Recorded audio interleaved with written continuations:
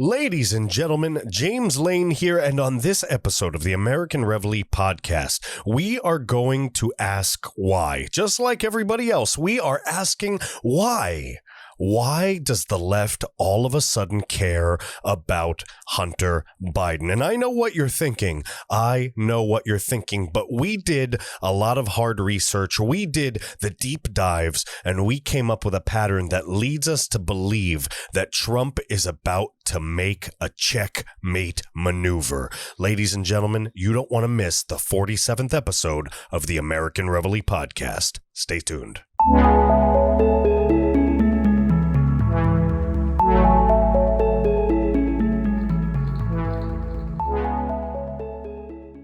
Ladies and gentlemen, James Lane here. This is episode 47 of the American Reveille Podcast. It is Monday, December 14th, and I am proud to report that I do not have the China virus. That's right, folks. I have acute bronchitis and influenza. So, Big James Lane here has the flu, apparently. I guess so. So, I'm going to sit here. I'm going to eat my cough drops. And we're going to get through these episodes. And we're going to talk about some really important stuff, folks. So, first off, if you're listening, I apologize if my voice is a little off or if you hear me sucking on a cough drop. I'm not trying to be rude. If you're watching, obviously you can see I look pretty sick. So, I took my medicine. I took my nose spray, as you know. I took my inhaler. I took Mucinex. I got some of that Tylenol sinus. My beautiful and wonderful Filipino wife made some kind of turmeric elixir. I drank it and then communicated with the spirit world, and now we're here because they've guided me to the information. No, they really didn't. I didn't speak to any spirits, but it was a very, very dark yellow drink that was not a pleasant color nor a pleasant taste, but it did make my throat feel tingly. I guess you would say tingly would be the word. It already feels tingly anyway. So I got a really killer podcast for you guys today. And I hope you like what we've been doing, by the way. And we got a lot of big upgrades coming, folks. I'm really excited for what you're going to see. I'm not going to tell you yet. It's a surprise, but you're really, really going to like what we are doing. But I've been taking a look, guys, and I really appreciate all the comments. I'm trying really hard to, because I know the folks that were here since the beginning, they know that I answer everybody's comments. I always answer everybody's emails, but I mean, it's like a 900% increase in people. So I'm getting thousands sometimes. I'm getting thousands of notifications a day, and it's just me, and I work, and I've got, I've got the kid, and I've got school and all that. Well, I've got a break from school now till January. Thank God. By the way, guys, I really, really appreciate the support. I got an A on both of my finals, and I've maintained my 4.0 GPA PhD student status. So, who would have thought this poor bald kid from South Florida would have ever gotten to that point? I graduated high school with a 2.0 GPA, ladies and gentlemen. Did not care one bit for any of that stuff. So, how I got here, folks, that's a hell of a story for another podcast. But anyway, I really, really am enjoying what we're doing. I think we got something good here. I am looking, like I said, I'm at least trying to see a lot of your comments, and I hear you. I appreciate you. I really thank you for all of the well wishes for me being sick. I've seen like hundreds of comments of people wishing me well. It's pretty overwhelming. I never expected anything like that, so I do appreciate it. I thank you guys from the bottom of my heart. You're all super awesome. You really are. I almost feel like obligated to you guys to make sure that I get you the best information because you're so good to me. I want to be good to you. So I really appreciate you having that trust in me and allowing me to be in this position. So anyhow, we've already had over 3,000 listens to the podcast this month. We're probably going to break 10,000 listens this month. That's a big deal for a grassroots movement, guys. So I also wanted to thank you for that. I really hope you're enjoying what we're doing. And if you have any suggestions, any feedback, anything you'd like to get across to me, email me, jameslane@AmericanReveille.com. Check out the website. We're going to be updating little things here and there. www.AmericanReveille.com. Like I said, this episode's going to be a little different. I'm still sick. I'm going to be sick probably for a couple more days. So my videos are going to be like this. If you're watching for the first time, I apologize, but I told everybody, I told my fans, I told my family, I told everybody that no matter what, when I got sick, we're not going to take our foot off the gas pedal. We're going to keep going. We're going to burn the midnight oil. We're going to burn the candle at both ends, and we're going to smoke the competition because we have a powerful message to put out here. The American Reveille isn't just a company. It's not just a podcast. It's not just a dream or a vision, but it's a movement, ladies and gentlemen. It's a grassroots movement of blue-collar folks like you and me that are fighting to keep our businesses open. We're fighting to spread the message of unity among the right, all different people on the right. Look, we've got Catholics and Christians and Jews and Muslims. We got all kinds of people on the right, ladies and gentlemen. We have libertarians. We have moderate Republicans. We have super conservative folks. We have Republicans that believe in the legalization of marijuana. We have Republicans that have different views on a lot of things, folks. So we're trying to spread a message that we're all on the same team here. We have to work together. We have to organize. We have to build together. We can't let these Democrats, these socialists, these leftist communists just take over our world. It's not going to happen. So we have to band together. We have to be united, and we have to exercise our First Amendment rights, plain and simple, folks. So allowing me to be at the forefront of pushing this movement forward is a blessing. And I've always said that I would rather bet on myself than anybody else with anything that I do. I'd always bet on myself because I will never allow myself to fail. I'll die before I fail. That's just who I am. That's built into me through a lot of trauma, one might say, but it's built into me, folks. So I want you to know that you can bet on me because I'm not going to fail you and I'm not going to fail myself. That's just how I roll. That's how I operate. So anyway, guys, enough of all that. I've been going on and on and on. I just wanted to express some humility and some gratitude to you guys because without you, I wouldn't be here. All right. Without you, we wouldn't be building this into a large scaling organization that can actually start affecting people's lives. We can't do that without you. So thank you so much. Just subscribe, guys. YouTube, if you're on YouTube, hit the subscribe, hit the notification bell. Rumble, if you're on Rumble, hit the subscribe button. They have the same type of concept. Just make sure you're following us. You can, like I said, follow us on the website, www.AmericanReveille.com. You can fill out the mailing list there. We have a lot of things coming in the near future with that, and it's going to be very different. We're not just going to be sending you a newsletter like Epic Times. We're really going to love what we have planned. All right, folks? And if you're on Parler, first off, if you're not on Parler, get on Parler, folks. If you're still floating around on Facebook and Twitter and all those other, at this point, I'll say third freaking world, horrible, wretched platforms of doom, these censoring, diabolical cretins of crack addicted, ignoring Hunter Biden freaking locusts. I'm just shooting out random words from my mouth at this point. If I'm a little delusional, it's okay. It's because I'm sick and I'm doing a podcast. So you'll have to deal with it, guys. You'll have to deal with it. The Monday podcasts go anywhere I want them to go, folks. And I know there's some of you right now going, God, get to the story. Get to the meat of it. You brought us in with this great hook and then babbled on about a bunch of stuff for 20 minutes. Well, guess what? Like I said, my Monday podcast, my format, and I get to have the fun that I want. There's not a lot of podcasters out there that do the solo cast like I do, ladies and gentlemen. Not a lot at all. So if I'm going to be the rambling man, the highway man, the host of this show, I'm going to ramble on in any direction that I want. So speaking of rambling and speaking of rumbling, rumbling around probably in bed, wondering when the feds are coming for him. Well, the feds aren't coming for him, apparently, with AG Barr on top. Well, of the Justice Department. I don't even get me started there.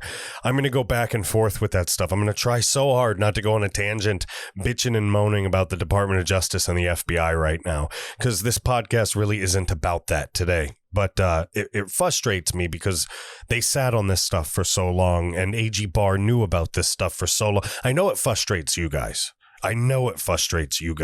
We had so much faith in AG Barr, right? And he just screwed us, man. He screwed us. I hope that it just turns out that we really suck and we're just miserably wrong. And it turns out he's been doing an investigation the whole time and it's just some strategy thing and he's going to arrest everybody. But I don't think so. I don't have any faith in Bill Barr. I just think he's a swamp rat. I mean, if there's anybody besides Chris Christie that looks like an actual toad from a swamp, it's AG Bill Barr. Anyway, guys, let's rock and roll. This is from Joe Hoft, Gateway Pundit. The investigation into Hunter Biden.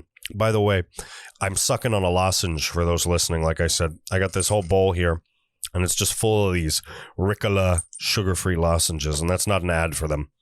I mean, unless they want to pay me. No, I'm just kidding. The investigation into Hunter Biden and China is suddenly discovered by the liberal media. Why is this all coming out now? All right, folks, why is it all coming out now? That's a really good question. And that's really going to be the structure of this episode, folks. We're going to go through this Hunter stuff, and I'm going to show you a little bit of evidence of all the different things that seem to be happening around us. There's tons more evidence, but I want to try to keep this a timely podcast so you guys can enjoy it and it doesn't go on for 6 hours. It's really how much evidence there is. So we're going to talk about Hunter. We're going to talk about some communist China stuff that's happening. We're going to show you the list that's been going around, that leaked list of communist names. That's going to be a big deal. We're going to talk about that a little more. I'm not elaborating on it right now. We're going to talk about the Obama database. Folks, they found out that the database is biased towards making white people look racist when it's actually not that way. It's crazy stuff that's coming out, all right? When we go to General Flynn, and he's going to be talking about the evidence of voter fraud that we have. And then tomorrow, Monday, well, not tomorrow. What am I talking about? Monday. Today, Monday, we have the results coming out, most likely, of an audit, a forensic audit from Dominion, and that might blow the roof off of things. All right. And that's going to lead us into Sidney Powell. We're going to talk about her, some stuff we said, the executive order we went over the other day, and what President Trump had to say about the whole thing. And at the end, I'm going to tie all of this together. And you're going to see just how crazy this big picture is when you zoom out, and the perfect storm that may be coming for the left. All right, folks. So the investigation into Hunter Biden in China is suddenly discovered by the liberal media. Why is this coming out now? Joe Hoft, ladies and gentlemen, December 13th. That's yesterday, folks, Sunday at 2:30 p.m. God, I feel like crap. You could probably see it on my face, right, guys? I feel like dog shit. Pardon my freaking language, but God, I feel like crap. So at least I'm not like President Grant right over here. I don't know if you could see it. I have the little statue of Grant. He's dead, so I feel better than him because I'm not dead. So that's helpful. But I mean, I really do feel like crap. Let's start reading. Over the past week, there's suddenly a rush to report on Hunter Biden's illegal dealings with the Chinese. Why is this all being reported now after months of cover-up by the big media? We reported extensively on the corrupt and sick nature of Hunter Biden before the election. Unfortunately, at the time, we were the only ones reporting on this. This is probably a good thing that I'm sick. It's going to force me to slow down, not talk so fast. Look at that guy right there. Look at that mug. For those listening, I'm looking at Hunter Biden's O-face with a cigarette in his mouth, and it's absolutely disgusting. He's just a gross person. He reminds me of like a 46-year-old bachelor, like on the beach in Miami, like rolling, like doing ecstasy and like drinking a freaking margarita, like hitting on 17-year-old chick. Like that's really what he looks like. He looks like a disgusting pedophile, which isn't really a coincidence because he is a disgusting pedophile. So let's take a look right here. This is from the Daily Caller. The investigation into Hunter Biden is more extensive than indicated in a statement he issued this week. According to multiple reports that say the federal prosecutors are scrutinizing Biden's foreign business deals. Oh, God. Excuse me, guys. His foreign business deals, including the one of China's largest energy companies. One area of focus is Biden's financial relationship with CEFC China Energy, a major energy holding company whose chairman is believed to have ties to the Communist Party. Emails, text messages, financial documents, they show that the CEFC wired $6 million to bank accounts and firms controlled by Biden in 2017 and 2018. Some of the transactions were flagged for possible criminal activity, according to a report that Senate Republicans released in September. This is where the Russian stuff fits in. Then a $3.5 million wire transfer from a Russian billionaire to a firm linked to Biden in February 2014 was also flagged by bank regulators for suspicious activity. That's what the report said, folks. So look, why is this information coming out now? This is from CBS Catherine Herridge. China, note timing. The lawmakers warned in this extended clip. We're not going to watch any extended clip. I wanted to talk about this for a second because it's pretty important. It's important because it says something that it really doesn't say in words. It implies something. So we knew about this laptop the other month, right, ladies and gentlemen? We were ahead of the game. I was talking about it. We were all talking about it. If you weren't here, I need you to just take my word for me. We were talking about it. And if you don't believe me, you can post on Parler and be like, hey, was James talking about it? And then a bunch of people that were here are going to like boot stomp you and be like, hey, asshole, he was talking about it. And you're going to be like, oh, okay, I'm sorry. Okay, we're good. And then, yeah, anyway, folks, we knew about this. And so what's that mean? Well, they're mentioning the wire transfer. They're mentioning some of the business connections we talked about. We saw an article talking about the keys. Remember, we knew the other month that Biden had a set of keys made for him for an office next to Chinese National. I mean, we knew about this. And it was connected with the CCP. And they said we were crazy. They said we were lying. They said it was fake news. Some of us had our pages shut down for this. Some of us talked about it and had our tweets removed and our Facebook pages. Some of us are on Parler because of these things, because we were cut of distribution. I'm on Parler because they cut Facebook from me. They cut my Twitter distribution. Nobody saw me. And then Parler came out and I considered it and I popped over here. Folks, they don't want you to know. So now all of a sudden this is coming out. But what they don't mention is the other stuff. This is what nobody's talking about, folks. And I know you're going to agree with me because nobody is talking about it. They're not mentioning the other pictures we saw. What about him and all the Asian hookers? What about him and his like brother's wife and the niece? What about him and Malaya Obama and the Coke and the card? Malaya, whatever her name is. They're insignificant. They're horrible people. So I don't care about pronouncing her name correctly. But you saw those dirty pictures. If you didn't, folks, there are incriminating nude pictures of Hunter Biden with Obama's daughter. All right. I saw them. We saw them. They were leaked from the laptop. They were not denied, and they were authentic. They were called authentic by supposed experts that were looking into these things, folks. You saw her name on the credit card. You saw the lines of blow. Folks, if you think that the stuff going on with Hunter Biden is merely money, then you don't know how this works. There are things that happen behind the scenes that are just classified while they're happening, and we just don't know they're going on. But I think the left is purging the Bidens, folks. We all knew from the beginning. I'm going to do something rare. Not rare, but I usually come up with my own path. But a lot of people have been saying, the Bidens are compromised and they're just trying to get rid of Biden at this point and just bring Kamala in, no matter what they do. And I think it's partly that. But I also heard Alex Jones say something to Joe Rogan on the show they did a couple weeks ago. Not the most recent one, but the one before that. And Alex Jones had said that all of these very, very rich leftists, these rich billionaires even, and business leaders, millionaires, the people who run things, to get into that club almost of people in power, he said that you have to have dirt on each other.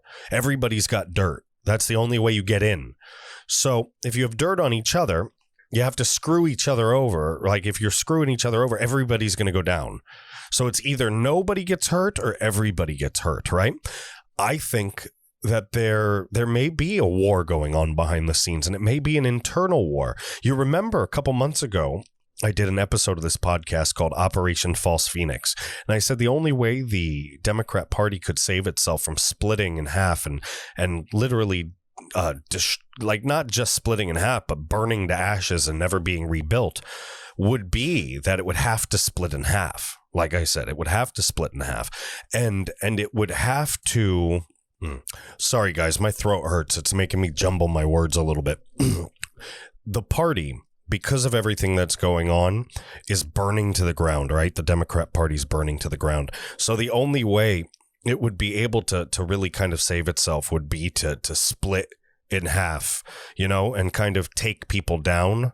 Like people would ultimately be cleansed from the party, and there would be two new parties, a very far left extremist Democrat Party, like a socialist Democrat Party, and then it would return more towards like a more moderate party. That's the only way they would have to compete. The other part that split would have to be like a more moderate kind of Tulsi Gabbard type party to try to rebrand itself. But I honestly think that the Bidens are getting screwed. Everybody's getting screwed. People are screwing each other. I think that there is a war behind the scenes. I think that Trump is revealing things. I think that there's an international effort to do the right thing, to follow the righteous path, to keep that path lit, and to fight for the freedom of the planet.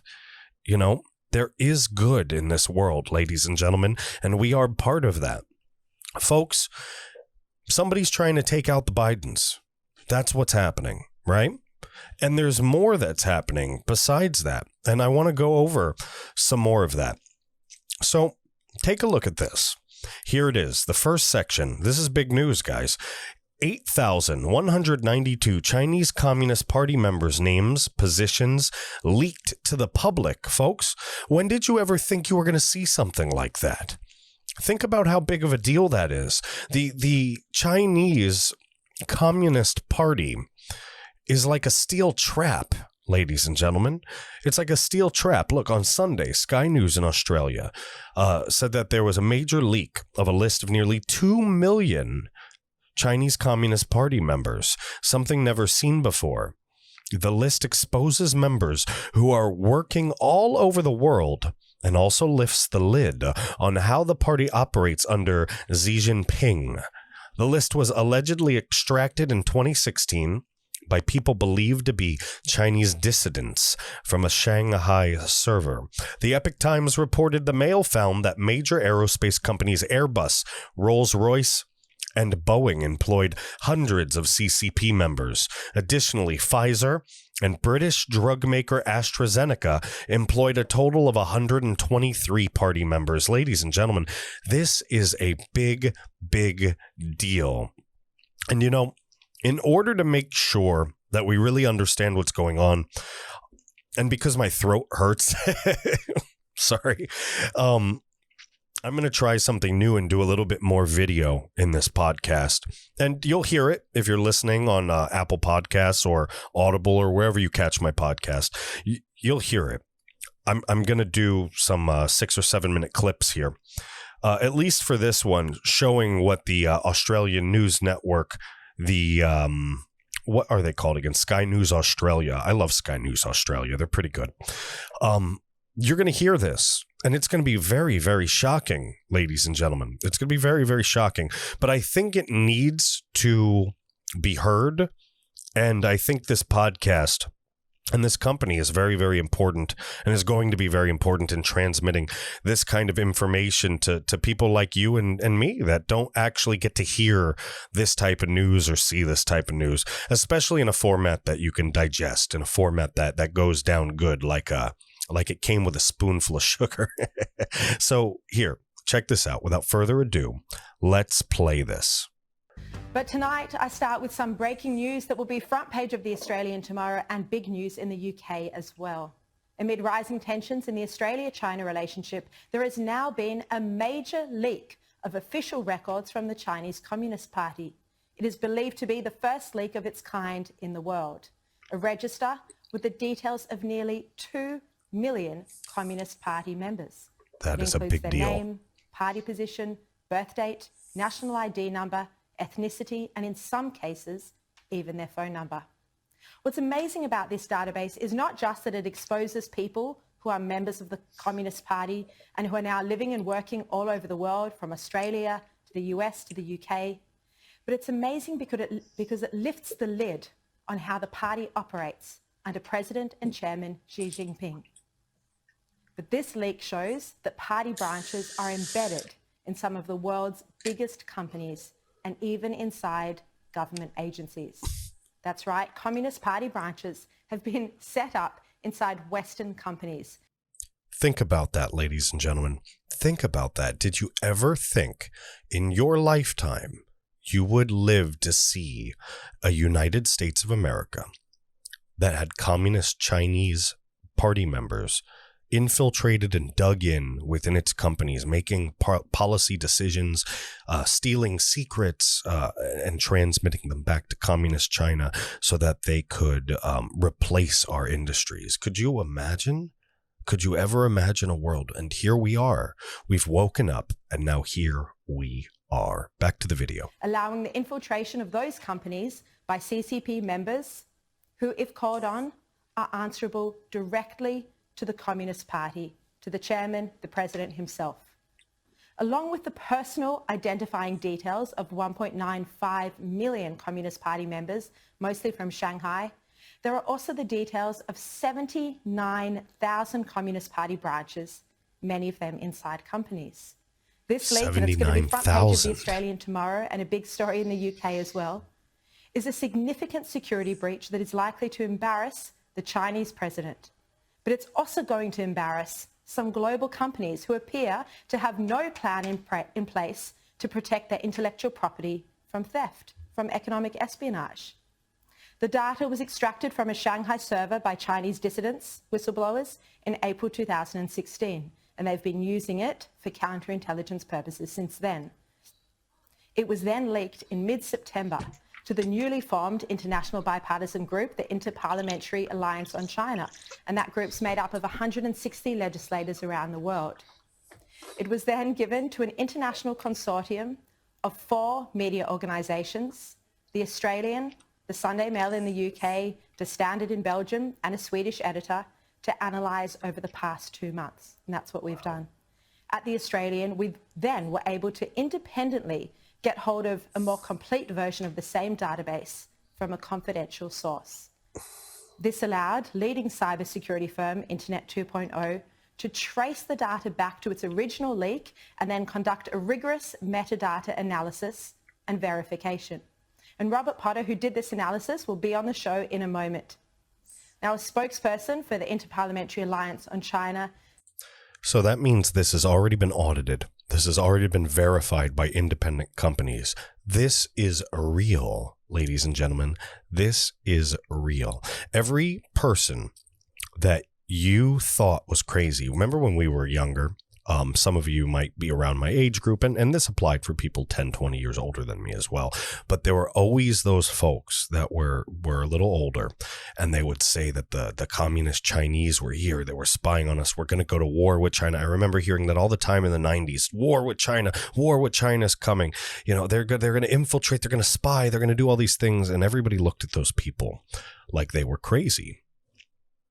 Well, I think that everybody that ever thought that owes a very big apology to those people, if any of them are still around, because it turns out they were right.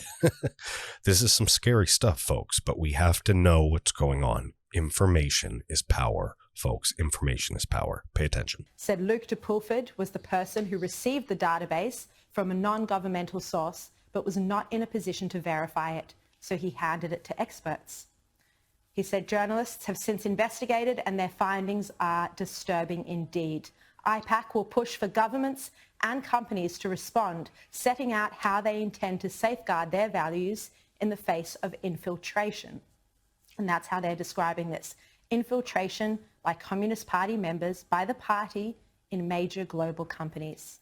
Charles Sturt University public ethics academic and specialist on China, Professor Clive Hamilton, said that the intellectual property of Australian companies or any global companies that has CCP employees embedded unbeknownst to them is at high risk of theft. He said that CCP members are obliged to purloin sensitive information if asked by China's intelligence agencies. They have no choice, he says, but if they are party members, it's what they sign up to. The party always comes first.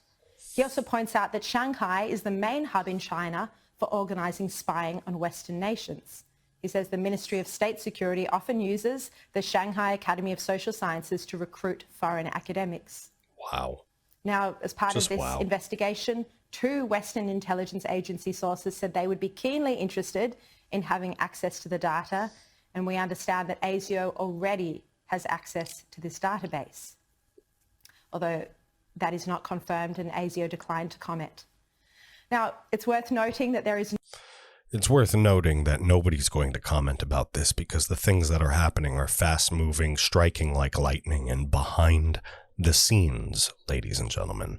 We aren't going to know until it's done. No suggestion that these members have committed espionage, spying, no suggestion at all.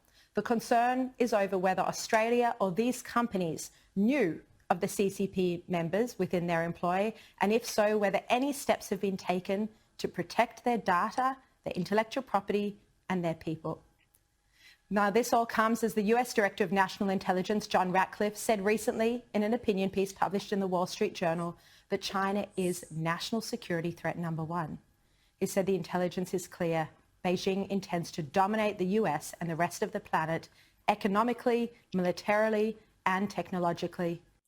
If you didn't know about this, I'm sorry to have woken you up from the dream, but welcome.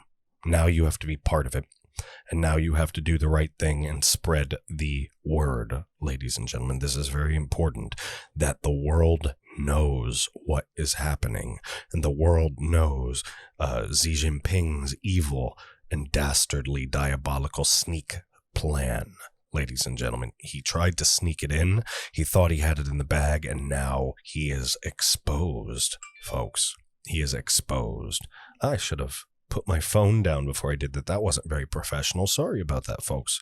Back to the video. I call its approach of economic espionage rob, replicate, and replace. China robs US companies of their intellectual property, replicates the technology, and then replaces the US firms in the global marketplace. China also steals sensitive US defense technology to fuel President Xi Jinping's aggressive plan to make China the world's foremost military power. US intelligence shows that China has even conducted human testing on members of the People Liberation Army in hope of developing soldiers with biologically enhanced capabilities. So, what does that mean? In hope of developing soldiers with biologically enhanced capabilities? Because I've seen like the Venom movie, and I've seen some of like those other movies. And like, are we going to have to go fight a Chinese soldier and like an axe is going to fly out of his hand and like hit a dude in the head? What type of biologically enhanced capabilities are we talking about? Do you leap 40 feet and do backflips in the sky? Are they going to be able to burrow, turn invisible, bench press 700 pounds, turn into that rock thing? What is that guy? The Thing from the that's kind of creepy. Anyway, look. Any government that's experimenting on its own people, come on, folks. How do you take China seriously as anything in this world other than an international a threat, an international breeding ground for communist terrorists. What else do you think China is? Now, there's a lot of good people trapped under a tyrannical regime, folks, but that regime is on a path to world domination. At the end of the movie, just like every Austin Powers movie, Dr. Evil goes, "I'm going to take over the world." Oh, that was a bad idea. That was a bad idea. Folks, look. Oh, crap. What I'm trying to get at is that this is literally like the end of a bad James Bond movie or something like that. Literally, China is conducting evil experiments on its own people in an effort to take over the world. That's cuckoo, right? But that's what's happening. I'm sorry that I have to deliver this message to you, but it's the truth. It's not a conspiracy theory. It's not hearsay. It's not scuttlebutt. And for those non-Navy folk, scuttlebutt means talking crap and rumors by the water cooler. That's the best way I could describe it. So it's not any gossip. It's not chismis. It's none of that stuff, folks. It's real. And you've got to face it. You've got to face it. Again, if you're not used to this format, by the way, guys, like I said, I am sick as a dog. I have influenza. I have bronchitis. I don't have COVID. If you're just joining me right now, negative on the COVID test. Hooray, hooray, hooray. But at the same time, I feel like crap. My face is red. I'm swollen. I got the sinus stuff going. I've got body aches. I've got the throat. I've got the lung thing going. You can tell. You can look at me. I look like absolute crap. So I do apologize. I promise you, the podcasts, the videos, they are so much better than this. The quality is better. But for now, I hope you'll just give me a little bit of credit for not taking a couple days off, folks. So I hope you keep watching, stick around, and you keep going. And we're going to keep going in this video. Check out the rest of this. Just a couple more seconds. Just extraordinary. And it's against this backdrop, over such deep concern about the theft of intellectual property, about China's escalating aggression and economic coercion, that this leaked list of Communist Party members has made its way into the public domain.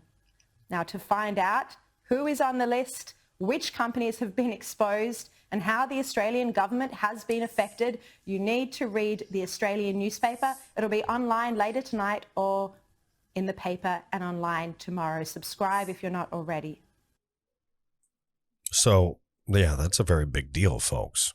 I mean, we have communists, Chinese communists, infiltrating some of our top companies in the United States.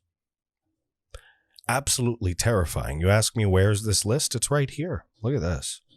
Look at this, folks. Let me just press this button.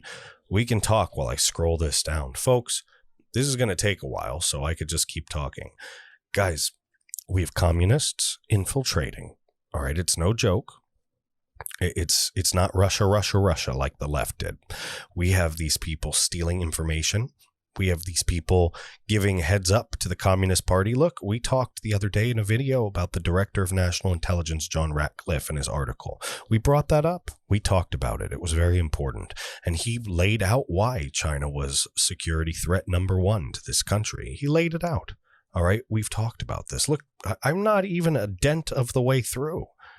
All right, folks, this is 256 pages of names of people implanted into some of our top companies with access to our secrets, folks. I don't know about you, but to me, this looks like an act of war. And if you remember on the last video I did where I talked about the case, what was it? Johnson? I think it's Johnson versus Eisentrager, yeah. The one where we would have the right to suspend habeas corpus on foreign nationals. It only applied, we talked about it, it only would apply and make sense if we were actually at war. And the article we read before just now about China, that it just said that this is going to be a huge embarrassment to Xi Jinping, and he is not a rational guy. Who knows what's about to happen? I'm not saying we're going to war with China, but I'm saying that if you want some of your theories to come true, some of those theories only come true if we're at war with China. And this is like an act of war. These are people implanted in companies worldwide. And even though we might not know exactly who's done what yet, we know that there's a high likelihood that many of them are transmitting information to home office, as you'd put it. The communists don't want to work with us, folks. They want to destroy us, all right? And Trump's obviously fighting them. These people are obviously being fought by patriots worldwide, or this stuff wouldn't leak out, all right? So we've talked about Hunter Biden. All right, we've talked about China. They're both being exposed. And there's more, folks. And that's why I wanted to get this to you, because I know that a lot of you still feel pretty downtrodden since Texas. But man, this is turning out to be like such a thriller. You know, if this was a movie, it would be like an action thriller. Crazy things are happening. I don't understand why it had to go this far, but then again, I'm not a master chess player like our president. I'm pretty good, but I think this should have, I mean, it's actually quite ridiculous how far this has gone when it comes to the level of infiltration and everything like that. But I guess it makes sense because none of us knew just how deep this swamp was. None of us realized how many Republicans were involved in this. Nobody realized how many Democrats were involved in this. Nobody realized that people would be afraid to act, that the Supreme Court itself would be cowardice and not act with resolution and pass up on their duty to sustain this union and instead cause more tension between us. Just like we saw in DC all weekend, folks. Oh yeah, I'm going to keep talking all through 256 pages here because I'm trying to make a point.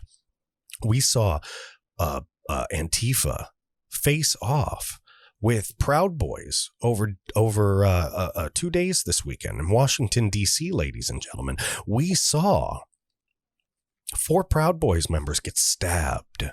Folks, we saw Antifa again being protected in a lot of instances by the police. In a lot of instances, we saw them have fair treatment in both ways. But folks, getting stabbed, people getting stabbed, that's, I mean, are they trying to get us used to that so that they can escalate it higher? Folks, this is not acceptable. I saw a video of an Antifa kid, and he's there in his all black. He's got the black ski mask, right? Typical kid. He looks like a no pubic hair, 6 foot tall, 90 pound, dripping wet kid covered in black, thinking that he's like, a kung fu ninja. And no, he obviously hasn't left his mama's basement for the last 6 months. This guy's up there and he's like, I'm filming and they were bullying me. They took my camera. They kicked me in the head. Da, da, da, da, da. Yeah, after 4 people got stabbed. That's okay, right? But this happens. And the cop goes, "Are you a journalist?" And he's like, well, no. But they took my umbrella. I'm not Antifa. Why do you have an umbrella? It's not raining, folks. It's not. That's for their stupid little phalanx maneuver. It's ridiculous. I feel like they're going to break out in a musical and just start singing like chim chimney, chim chimney, chim chim churri or some crap like, with freaking umbrellas and stuff, folks. It's absolutely crazy. These people are out of their mind. And we still have communists coming down this list, ladies and gentlemen. This is absolutely mind-boggling. And I thought by doing this, I would be able to push forward the real gravity, the real weight of how infiltrated we are. Folks, we talked about Hunter Biden, we've talked about China, and now we're going to talk about Obama, ladies and gentlemen. We're going to talk about Obama. All right, so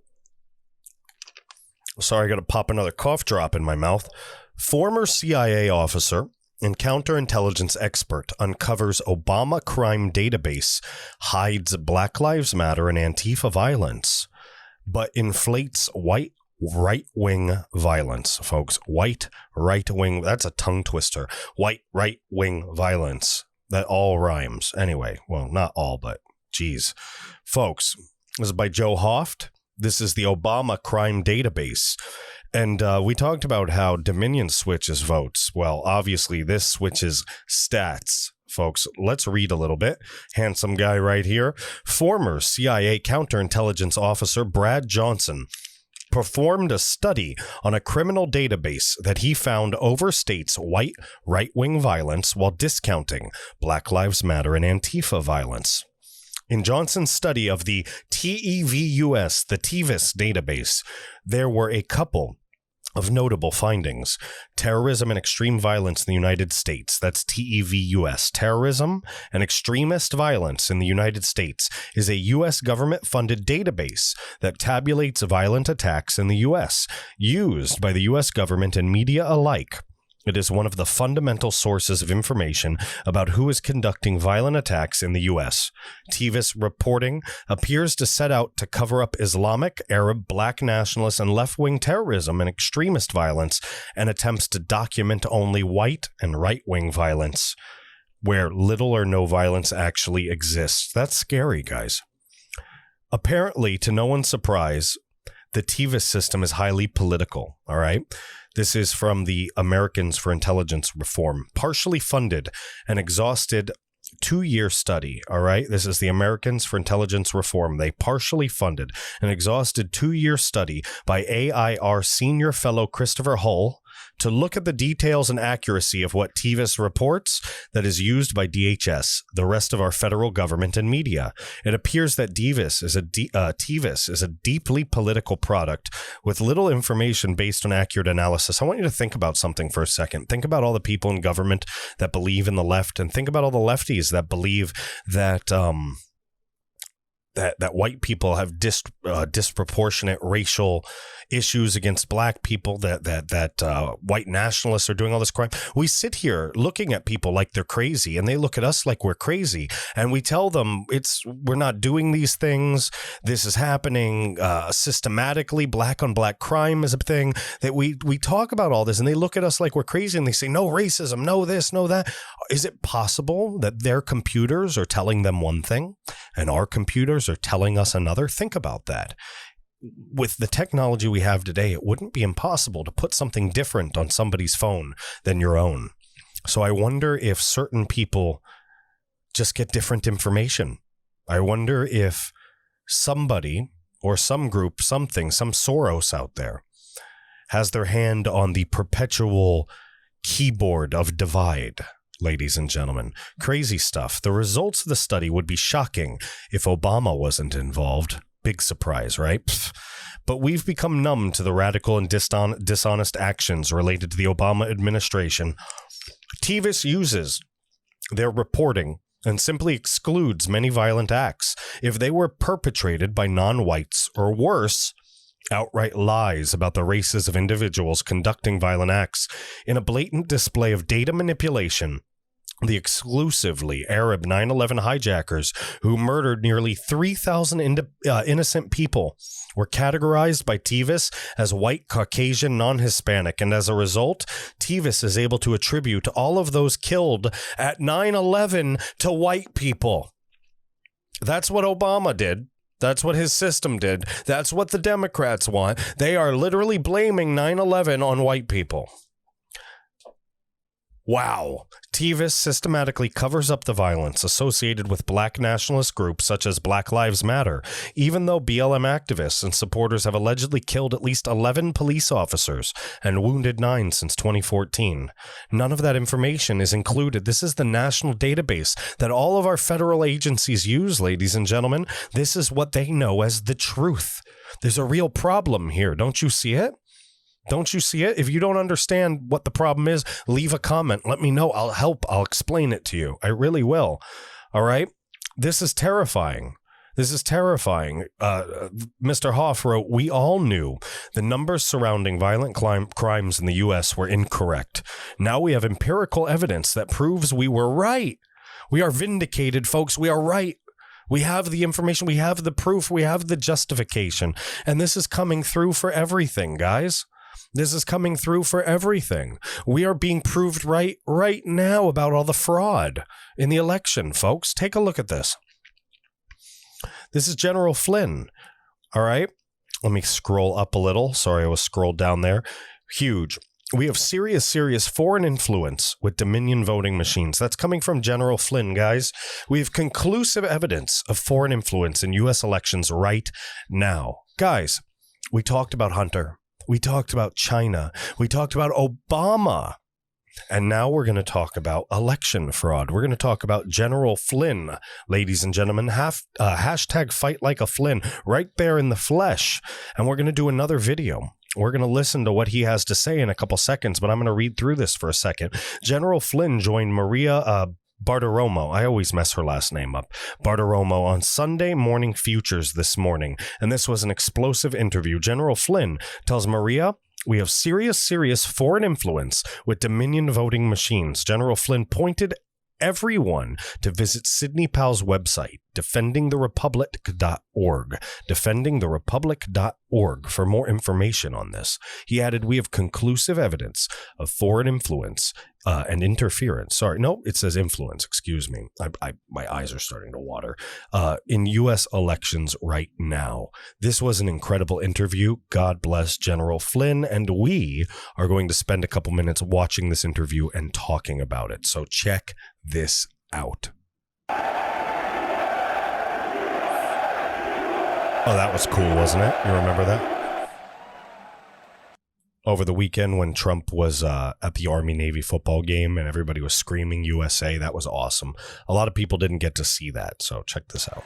President Trump greeted by chants of USA, USA at the Army-Navy game this weekend as the president emerged onto the turf of Michie Stadium at West Point for the 121st annual Army-Navy football game.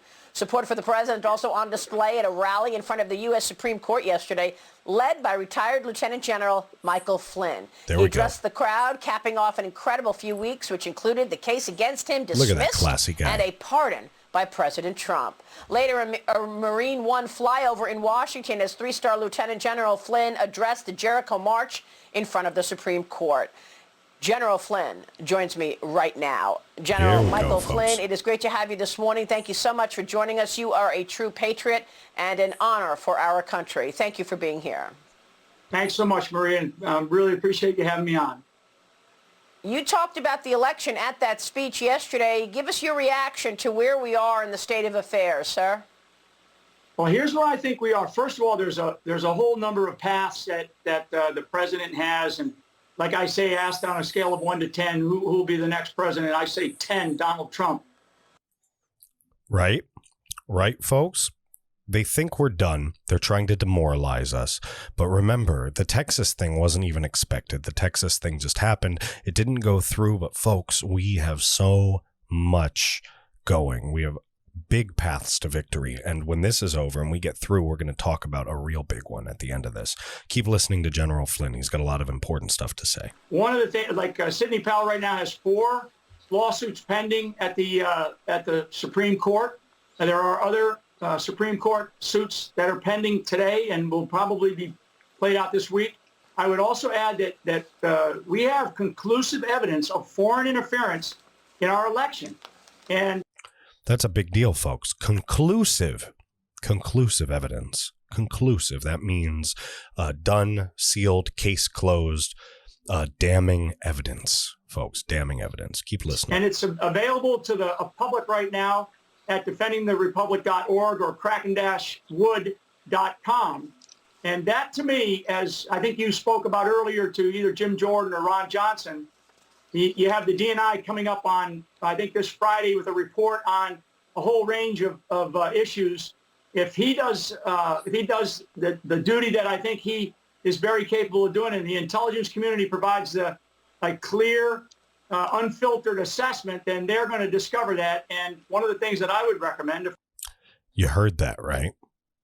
We'll talk about that more in a second. If I were the DNI, or certainly if I were the National Security Advisor, is I think that the President of the United States has to trigger his executive order, I think, of 2018, and probably appoint a special counsel to look into all this. And what that does is that does slow everything down and has to put on a fast track to be able to determine exactly what happened, because we have serious foreign influence problems with this Dominion voting machine.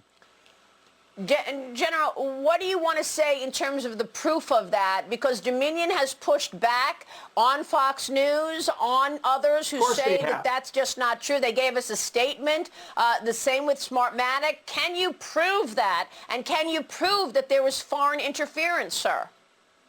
So there is evidence already. And like I said, you go to the defendingtherepublic.org, and in there is the evidence. It's clear. And why not? So from my perspective, as in the position that I have been in, but also as an American citizen, why not go and look at this thing? I know that there is still a preliminary review being done up in Antrim County. I don't have all the details of that, but there is We have some details of that. We're going to talk about that in a second as well. And the executive order that he's talking about to trigger, we're going to also talk about that coming up. We did do a video about that the other day. So just go back a few videos and you can learn all about it, folks. But we will detail it a couple minutes from now. Keep listening. Yeah, there's a hearing up there. I think if I have it correctly, it's tomorrow sometime. But why not look into this if, in fact, the evidence that we have is true? And we definitely believe that it is true. There is clear evidence. And so what we have to stop doing is saying, well, nothing to see here.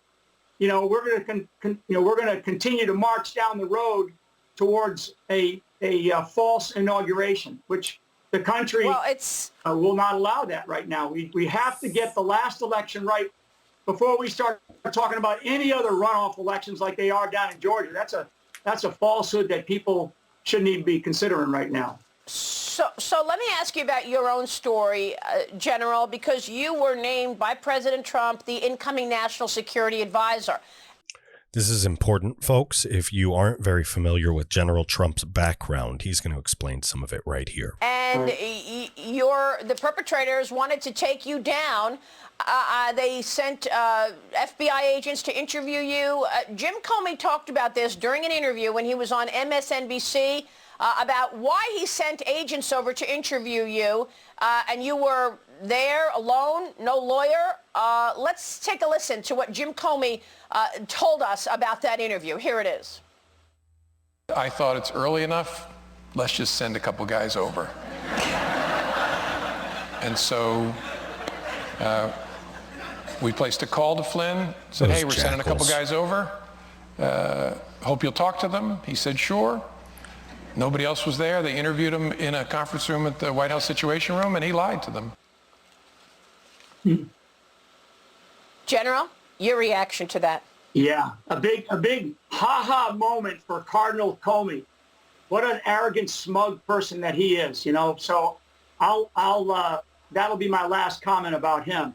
The culture and the behavior that was developed or allowed or enabled under the previous administration in elements of the Department of Justice, the Federal Bureau of Investigation, the United States intelligence community, and other parts of our institutions is outrageous. The culture and that behavior has to change. It has to be corrected. We cannot have that kind of smugness and arrogance and basically holier than thou attitude within our government institutions when it comes to dealing with American citizens. Frankly, my persecution was a political persecution, and that's really clear, and the evidence has come out in spades. Basically, it was a get Flynn to get Trump direction, and it started right at the very top of the previous administration. So on all of that, Maria, what the American public deserve, and you've been talking about this for a long time, and you've been great about it, is we, America, deserves accountability. We deserve accountability in these bureaucrats and these appointed officials in our government. And I'd like to actually see more come out of our legislative branch and our senators and our members of the House. But, we have people like Swalwell over there that's got this massive problem. While the counterintelligence structure and system and leadership was focused on Mike Flynn and President Donald J. Trump, the counterintelligence effort, they should have been focused on Swalwell. And I will tell you that if there's one smoking bush there with Swalwell, I guarantee there's others. And so the counterintelligence system in our country better get rid of this arrogance that they've had under people like McCabe and Strzok. And they need to make sure that they're really going after the real threats that we have. And that threat against that we have now learned about, and frankly, Hunter Biden and the entire Biden Foundation and family, this is dangerous stuff. We are playing with fire right now. See, this stuff's all tied together, folks. We talked about Biden. We talked about China. We talked about Obama. We have General Flynn even pulling it all together on here, folks. Pulling it all together. He talked about Swalwell. He talked about Fang Fang, the Chinese spy ho. And I mean, really, he even brought up the forensic audit. And that's something important that you need to know that a lot of people don't really know. They haven't really been talking about it. So I think we should move over here to this northern Michigan county, folks. Will a small county in northern Michigan be the key to overturning the nation's election results? America should find out on Monday. So today, the 14th of December, at some point, we are going to find out what the results of this forensic audit are. And I think we need to read this article and we need to understand it. And we need to really put it forward towards what we're going to talk about next. And that's going to be the executive order that I believe Trump is going to enact. And if you remember, I put out a video on it, a podcast on it just a few days ago. And I did that before they started talking about this in the media. So I'm not copying off of this. You heard it right here at the American Reveille first. Sorry, guys, my throat's bothering me just a little bit. So let's get to reading. This is by Joe Hoft. This came out the 12th of December at 7:46 p.m. And this is a very, very important article. Check this out. The untold story of a battle to reveal the truth about Dominion voting machines is brewing in Michigan, and not surprisingly, it's getting very little coverage by the mainstream media. In a solidly red county in northern Michigan, where Trump banners, flags, and yard signs can be found in almost every front yard, voters woke up to discover Joe Biden had walloped President Trump, only to find out shortly later that Dominion voting machines flipped thousands of votes cast for Trump to his Democratic challenger, Joe Biden. The media called it a glitch and blamed it on human error. Earlier this week, we reported about the lawsuit filed by Matthew DePerno of DePerno Law on behalf of Central Lake resident William Bailey. In addition to thousands of votes that were flipped from President Trump to Democrat candidate Joe Biden, Bailey was concerned about ballots that were rerun through the Dominion tabulator machine after a 262-262 tie on a vote a ballot initiative that would what does that say? That would allow a marijuana establishment to be located within the village of Central Lake. So ballots were being inserted into the machine. 3 of the ballots were destroyed and were not placed through the tabulator. At the conclusion of the recount by tabulating machine and with 3 fewer votes, the result was 262 to 261, and the initiative passed. Of course, this result could only be possible after 3 of the ballots were destroyed. So take a look. This was the proposal. 2 more unexplainable vote counts in Antrim County. That's what General Flynn was talking about, the results of the county coming out today. Also left voters stunned by the unexplainable outcome of the vote result by Dominion. In Central Lake School Board election, 742 votes were added to the total after a recount on November 6th. Dominion's vote totals showed 663 people voted in a district where only 6 were eligible voters, and only 3 of those 6 actually voted. Somehow, Dominion added 660 additional votes to the final tally, guys. This is some of the evidence here. For the school board members, Ellsworth Schools, it shows 657 votes being removed from this election.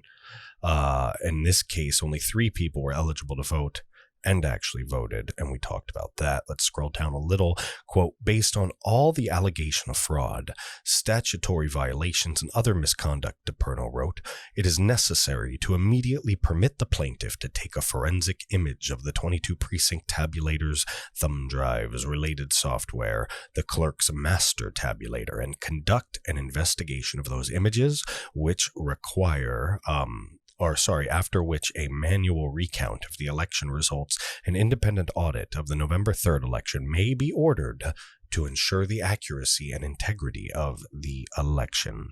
In his lawsuit, Matthew DePerno claims that based on the evidence they have provided to the court that Dominion voting systems committed material fraud or error in this election so that the outcome of the election was affected. I hope you guys don't mind the how I'm having to talk, but it's the only thing that's not making my throat explode, so I apologize. At 5:30 p.m. on Friday, December 4th, 13th Circuit Court Judge Kevin A. Elsenheimer granted permission to William Bailey and his team of IT experts to conduct a forensic study of the 16 Dominion voting machines, tabulators, thumb drives, related software, and the clerk's master tabulator. In his court order, Bailey was also granted the ability to conduct an independent investigation of the images they obtained in their examination. Matthew DePerno was able to quickly assemble a team of 7 highly trained forensic IT experts who agreed to arrive the next day, Saturday, to conduct the forensic examination. After 8 hours, the collection was complete, with 16 CF cards, they're similar to SIM cards, 16 thumb drives, and forensic images of the Dominion voting machine in hand. The IT team was escorted to the local Antrim County Airport by 2 Antrim County Sheriff vehicles where they boarded their jet plane with evidence in hand. So nothing was touched on the way, ladies and gentlemen. It is clean. DePerno waited patiently for the results of the forensic examination of the Dominion voting machines to arrive. While he was waiting for the results, Michigan's radical Attorney General, Dana Nessel, and she's a piece of work, she's a 3-hour podcast in herself, who won her election. Are you ready? After bragging that she was the best candidate for the job because she didn't have a penis. Yes, I said that, added Michigan's far-left, dishonest Secretary of State Jocelyn Benson to the lawsuit as a defendant on Wednesday. Look at this. This is the state of Michigan in the circuit court for the county of Antrim, right? This is the lawsuit. All right. This is Eisenheimer, and this is Heather Meinguest. These are the what is this right here? The plaintiff's amended ex parte emergency motion and brief for relief from order and for clarification of scope, emergency consideration expected.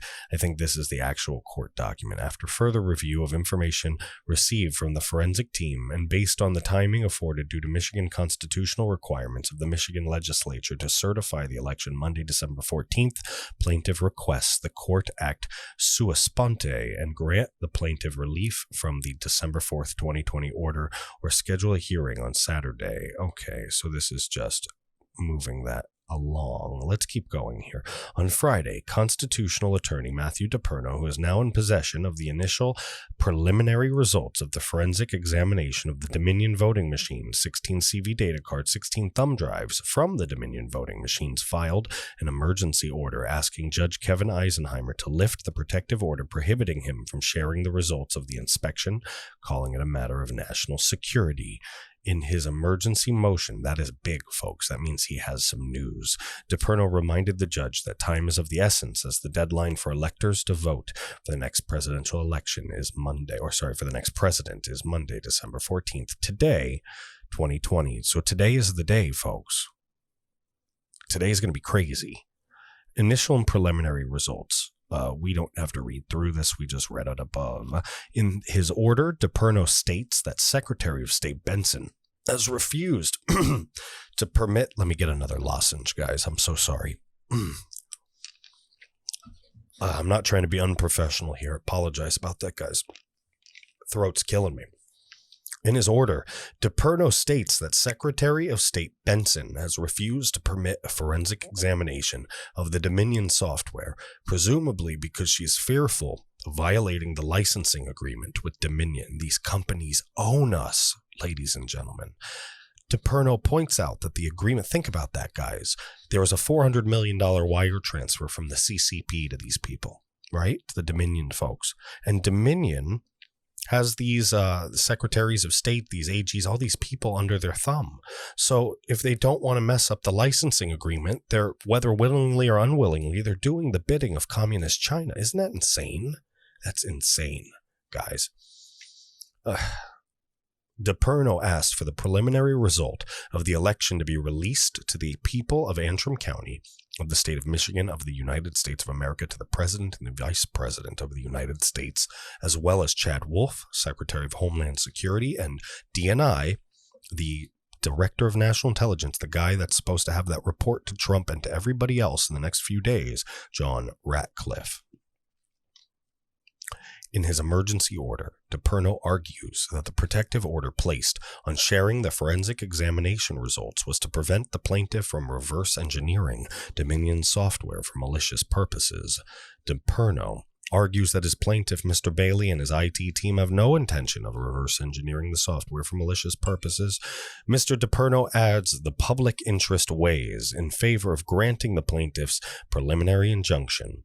He explains the court believes that in confirming the accuracy, integrity, and security of the electoral process is a greater public interest at this juncture than the potential misuse of reverse engineering data, meaning his information is a matter of national security. Screw them and their software licensing agreement.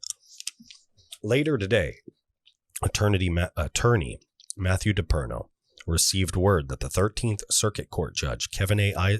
Elsenheimer would hear his case. Curiously, DePerno, who had filed the emergency motion, found out about the hearing when he saw an article published by the far-left Detroit Free Press at 2:13. It leaked to a far-left press company before even the lawyer knew about his own case. DePerno then received an email from Antrim County Attorney Haider Kazim at 2:50 p.m. and received notice directly from the court at 3:02. So 40 minutes beforehand, or whatever it was, 40 or 50 minutes beforehand, it had leaked to the press. Amazing. According to DePerno, the hearing will take place at 8:30 a.m. Monday. So very, very, very soon from now, we will know whether or not this will be lifted. If the judge grants him the ability to speak, to release this information, we're going to know that the Dominion machines are programmed to cheat for Joe Biden. All right, folks, that's where we're at. That's a very big deal. That is nothing to feel down about. That is something to be watching for, to have your eyes peeled for. That's a big deal. That's election changing, ladies and gentlemen. Election changing. And for those that do feel down, because I know there's a lot of people that felt real crappy after the Texas thing, and I'm still going to talk about it.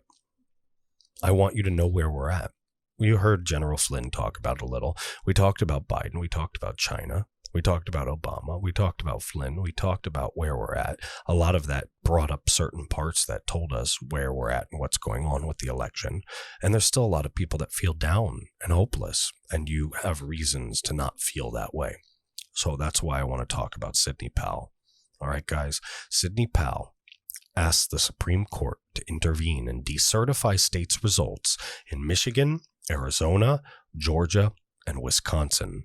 Folks, this is from Joe Hoff, December 13th. Sidney Powell filed new cases in 4 states yesterday: Arizona, Georgia, Michigan, and Wisconsin. You didn't know that, did you? A lot of us didn't know that because they're not playing it on the mainstream media. She's now asking the Supreme Court to intervene and immediately decertify these states' results in the 2020 election. Now, I know what you're saying. I know you're saying, oh, come on, nobody's going to hear this. Nobody gives a crap. The left is saying nobody gives a crap. There's no merit. There's no standing. Folks, you have to understand something about court.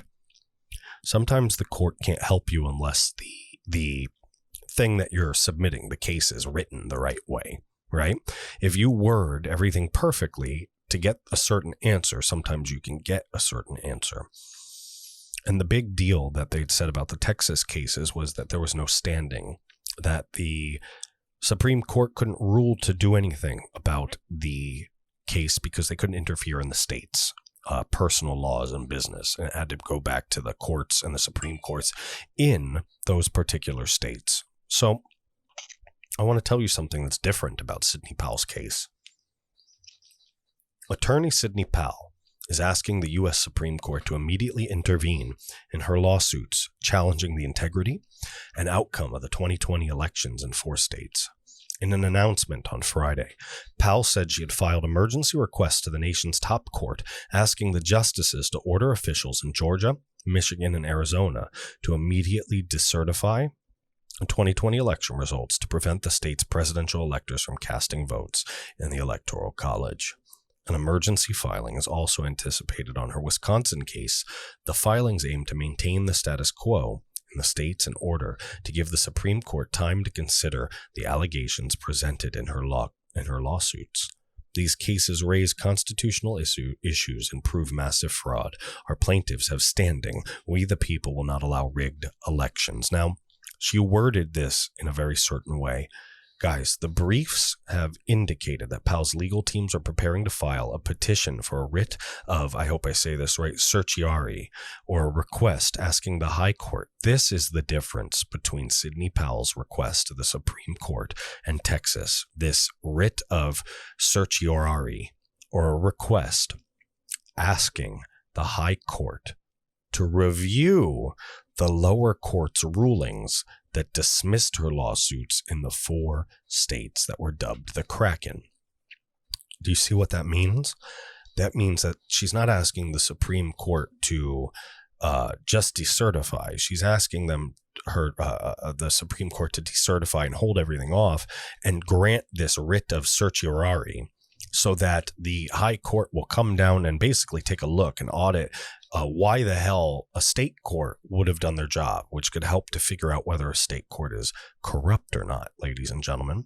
Let's keep reading for a second. The lawyers have filed appeals to each state's respective circuit courts, but due to looming deadlines, the teams will file a simultaneous appeal to the top court. Each state's presidential electors are expected to meet today, December 14th, and cast their Electoral College vote. I know a lot of you guys are on the edge of your seat, and that's why I wanted to bring this to you. Now, this isn't the end-all be-all. I think a lot of you figured that out by now. I think a lot of you know the other day we did that executive order podcast, and I talked all about it and read it to you and detailed it to you. Very interesting that in 2018 Trump did that. And then I was very shocked and surprised. Well, not shocked and surprised. I kind of expected it. But, you know, anybody that kind of thinks about these things and then sees them start happening, you start acting shocked and surprised. You feel shocked and surprised because you're always going to feel like, you know, even though you know what's going to happen, you know what's going on, you understand strategy, you always feel like, oh, there's a chance that it could or couldn't be or da-da-da-da, but it ends up being right a lot of the times. So Sidney Powell herself today brought this executive order up. She said Trump could trigger the 2018 executive order on foreign election interference, guys. And like I said, we were just talking about this the other day. This podcast isn't going to go for another 2 hours or so. There's not much longer with it. I'm going to pull through it. I'm sorry. You can hear my voice starting to go because of this bronchitis and flu. So sorry about that. But we are going to get through it. So please bear with me, guys. I'm going to try to make it as bearable for you as possible. This is written by Jack Phillips and Jan Jakilik. And if you're on Parler, you see his posts a lot. I do retweet, or not retweet, but echo a lot of his posts sometimes. But this is from the Epic Times. Sidney Powell. Trump could trigger the 2018 executive order on foreign election interference. Lawyer Sidney Powell asserted that due to alleged foreign interference in the November 3rd election, it's more than sufficient to trigger President Donald Trump's executive order on foreign interference issued in 2018. In September 2018, Trump signed an executive order that says not later than 45 days after the conclusion of a United States election, the Director of National Intelligence, in consultation with the heads of any other appropriate executive departments and agencies, shall conduct an assessment of any information indicating that a foreign government or any persons acting as an agent of or on behalf of a foreign government has acted with the intent or purpose of interfering with our elections. And we have overwhelming proof of that now, folks. We've seen it. And we know that there are a lot of American politicians and business leaders and people involved with these scandals, including the guy who's pretending to become the next president. Pal told the Epic Times she believes that due to the executive order, it can give Trump, now remember, this is a national emergency declared, so she's not wrong, all kinds of power to do everything from seize assets to freeze things, demand the impoundment of the machines, referring to the Dominion voting machines. Under the emergency powers, he could even appoint a special prosecutor to look into this, which is exactly what needs to happen, Powell said. Every machine, every voting machine in the country should be impounded right now. There's frankly more than enough criminal probable cause to justify that. For anybody who's willing to address the law and the facts purely on the basis of truth and not politics or corporate greed or global wealth. For the past month, some, including Arizona's Maricopa County GOP chairwoman Linda Brickman, as well as Powell, have alleged that Dominion voting systems machines allowed for votes to be switched from Trump to Democrat candidate Joe Biden.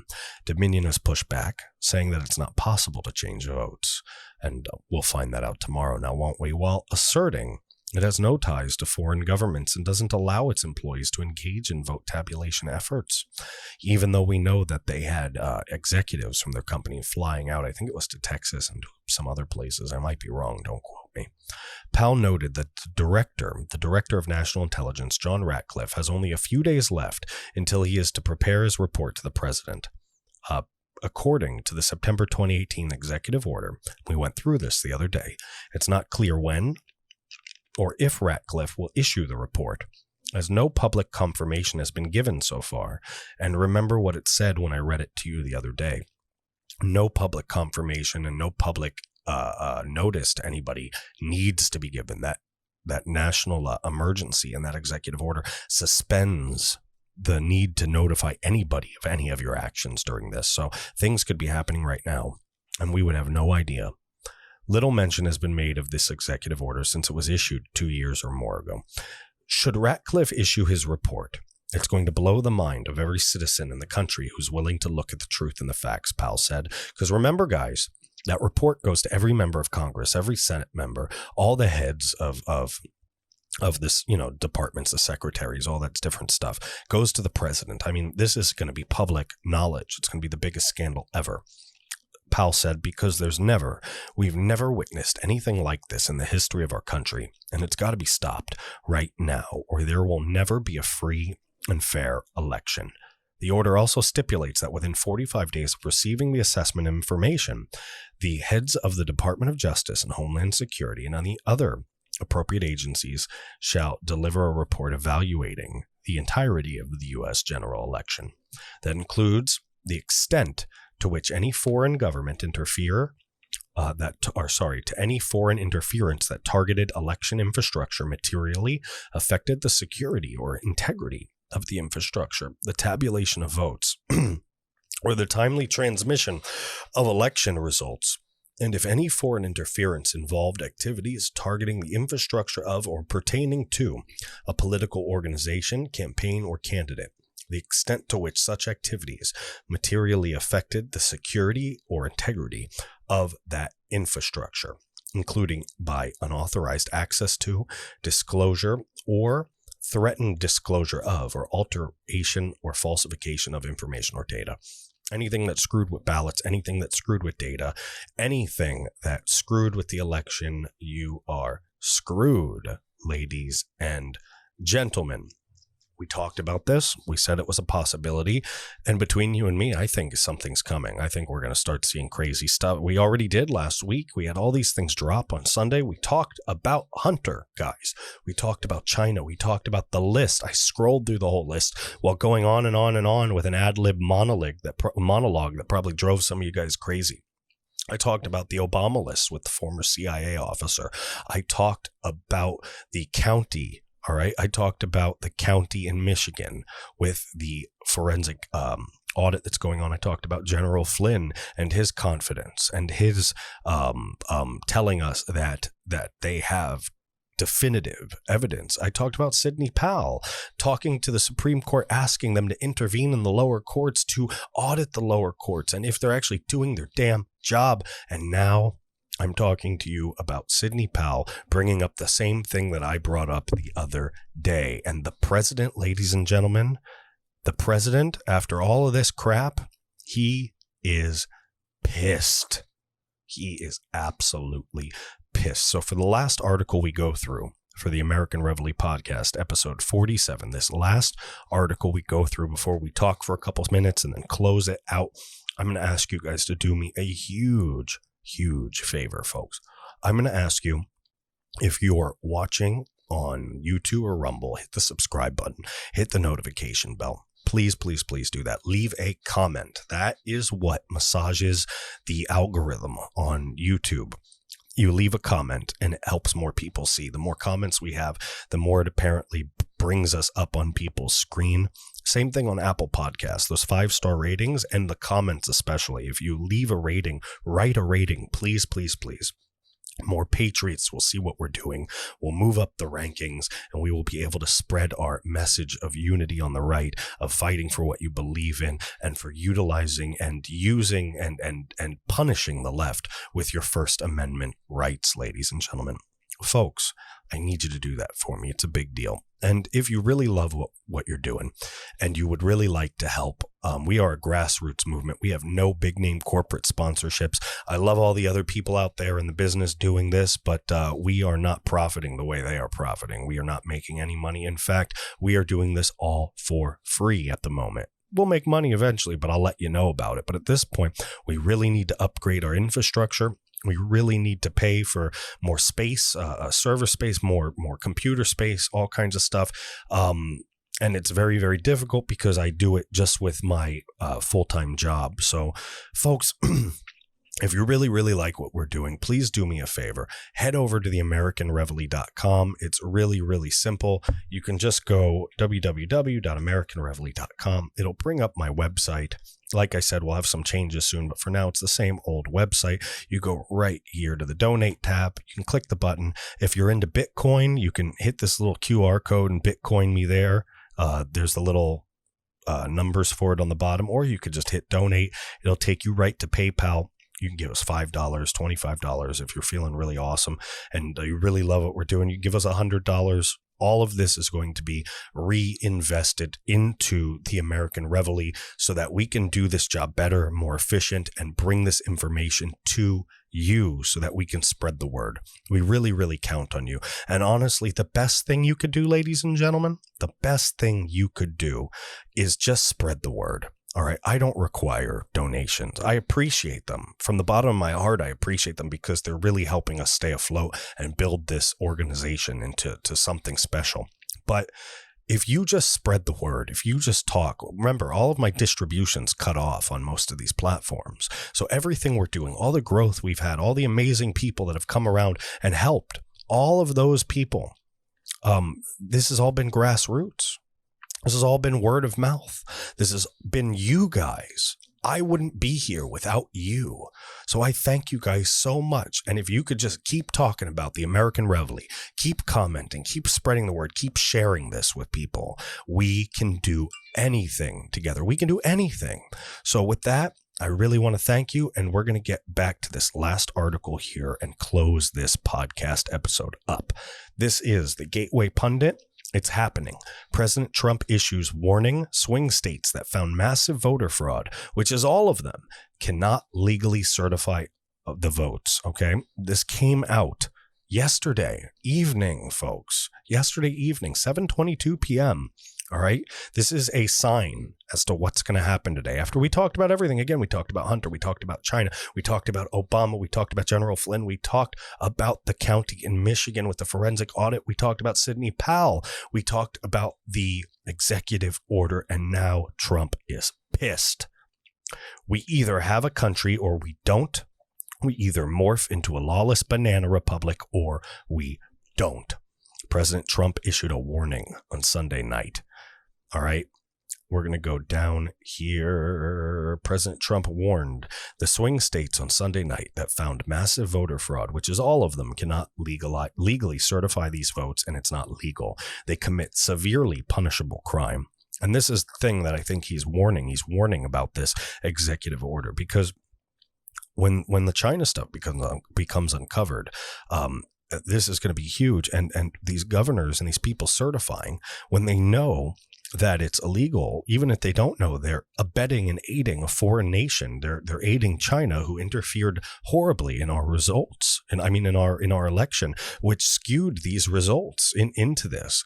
And these governors, these folks certifying, these electors, they are literally aiding the Chinese Communist Party, and that's punishable under the executive order. So I think Trump is really giving a stern warning about what could happen today. All right, folks, I want to read what the president said. Where is it? Right here. And many others voted illegally. Also machine glitches, another word for fraud, ballot harvesting, non-resident voters, fake ballots, stuffing the ballot box, votes for pay, roughed up Republican poll watchers, and sometimes even more votes than people voting. The place in Detroit, Philadelphia, Milwaukee, Atlanta, Pittsburgh, and elsewhere. Folks, in all swing state cases, there are far more votes than are necessary to win the state and the election itself. Therefore, votes cannot be certified. This election is under protest. Folks, the left is going to misconstrue that as the president protesting the election and throwing a fit. I don't think that's what that means. I think that's some sort of presidential jargon. That's some sort of legal jargon, something that he was told to say or something he knows he needs to say in order to enact the executive order. Folks, I don't know what's going to happen today, but in just a few short hours, I think we're going to start witnessing the start of history. We've already been through this crazy historical time. I think that today, or at least within the next few days, but I'm really confident. I really have a feeling today something shocking is going to happen, and we're going to be in it together. We're going to stand shoulder to shoulder. We're going to keep fighting the good fight. We're going to keep being digital We're going to keep being digital soldiers. We're going to hold the line, ladies and gentlemen. We are going to fight, and we are going to prevail. Ladies and gentlemen, there's no other choice. All right. The evidence is right in front of our eyes. We can see it. All right. We can't keep our mouths closed. We can't keep our eyes closed. We've woken up. The people are awake. The American Reveille is here. Folks, I really want to thank you guys for joining me. It would have been a little bit more crisp if my throat, my whole thing wasn't all foobar, but unfortunately I'm doing this with the flu and with some bronchitis. So I hope you'll stick around and see how good this show actually is. Or you could just look back a couple episodes. It's all up online. It's all free. We're on Audible. We're on Spotify. We are on Apple Podcasts. We are on Alexa. We are on everything, ladies and gentlemen. YouTube, Buzzsprout, BitChute, if BitChute's still there. We are all over the place. The best place you can find me is at The James Lane. All right, at The James Lane on Parler. That is the main hub for everything. So, folks, thank you so much for being with me tonight, and I am going to go black out and hopefully feel better in the afternoon at some point. So, ladies and gentlemen, have a great morning. Have an awesome Monday, and I will see you in the next video. Bye. Oh, good. I am glad you're still here, comrade. I need you to do me big favor. I need you to go and hit this like button right here. I need you to hit this share button right here. And most important of all, I need you to come up here and hit the subscribe button. Yes, you have to hit the subscribe button and subscribe to American Reveille YouTube channel. Good. And then, comrade, when you're done, go up to the Parler. All right, I need you to find the Parler. Go into your App Store, your Google Play Store, and find Parler, P-A-R, Okay, Parler. And when you get on the Parler, either in the app or www.parler.com, you come and find at the James Lane. The James Lane, the owner and the president of the American Reveille. Hey, ladies and gentlemen, thank you this so much, and I look forward to building gigantic united right-wing community with you.